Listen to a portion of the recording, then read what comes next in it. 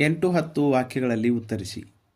ಪ್ರಶ್ನೆ: ಅಡಿಗರ ಪ್ರಕಾರ ಜೀವನ ಯಾವಾಗ ಸಾರ್ಥಕವಾಗುತ್ತದೆ ಎಂಬುದನ್ನು ನಿಮ್ಮ ಮಾತುಗಳಲ್ಲಿ ಬರೆಯಿರಿ. ಉತ್ತರ: ಕವಿ ಗೋಪಾಲಕೃಷ್ಣ ಅಡಿಗರು ಹೇಳಿದಂತೆ ಜೀವನದಲ್ಲಿ ಒಂದೇ ಗುರಿ, ಹೆಗ್ಗುರಿಯನ್ನು ಇಟ್ಟುಕೊಂಡು ಅದನ್ನು ಸಾಧಿಸುವುದಕ್ಕಾಗಿ ಹಗಲಿರುಳು ಶ್ರಮಿಸಬೇಕು. ಒಂದು ಬಾಣಕ್ಕೆ ಗುರಿ ಒಂದೇ ಇರುವಂತೆ, ಒಂದು ದೇಹದಲ್ಲಿ ಆತ್ಮ ಒಂದೇ ಇರುವಂತೆ ಜೀವನಕ್ಕೂ ಒಂದೇ ಗುರಿ ಇರಬೇಕೆಂದು ಹೇಳುತ್ತಾರೆ. ನಾವು ಇಟ್ಟುಕೊಂಡ ಗುರಿ ನಮಗೂ ದೇಶಕ್ಕೂ ಒಳ್ಳೆಯದನ್ನು ಬಯಸುವಂತಿರಬೇಕು.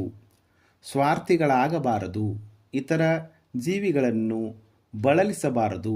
ಪ್ರತಿಯೊಬ್ಬ ಮಾನವನಲ್ಲಿ ದೈವತ್ವವನ್ನು, ಭೂಮಿಯಲ್ಲಿ ಸ್ವರ್ಗವನ್ನು ಕಾಣುತ್ತಾ ಪರಹಿತಕ್ಕಾಗಿ ಶ್ರಮಿಸಬೇಕು. ಇದುವೇ ಮನುಷ್ಯ ಜೀವನ. ಕಮಲ ಕೆಸರಿನಲ್ಲಿಯೇ ಹುಟ್ಟಿದ್ದರೂ ಮೇಲೆ ಬಾಂಧಳವನ್ನು ನೋಡಿ ಸೂರ್ಯನ ಕಿರಣಗಳಿಗೆ ಅರಳಿ ದೇವರ ಮುಡಿ ಸೇರಿ ಜೀವನ ಸಾರ್ಥಕ ಮಾಡಿಕೊಳ್ಳುತ್ತದೆ. ಅದೇ ರೀತಿ ಮಾನವನು ಅಚಲವಾದ ಗುರಿಯನ್ನು ಹೊಂದಿ ಅದರ ಸಾಧನೆಗೆ ಹಗಲಿರುಳು ಶ್ರಮಿಸಬೇಕು. ಗುರಿ ಸಾಧನೆಯ ಪಥದಲ್ಲಿ ಯಾವುದೇ ಅಡ್ಡಿ ಆತಂಕಗಳು ಬಂದರೆ ಅವುಗಳಿಗೆ ಹೆದರದೆ, ಧೃತಿಗೆಡದೆ ಅವುಗಳನ್ನು ಎದುರಿಸಿ ಮುನ್ನಡೆಯಬೇಕು.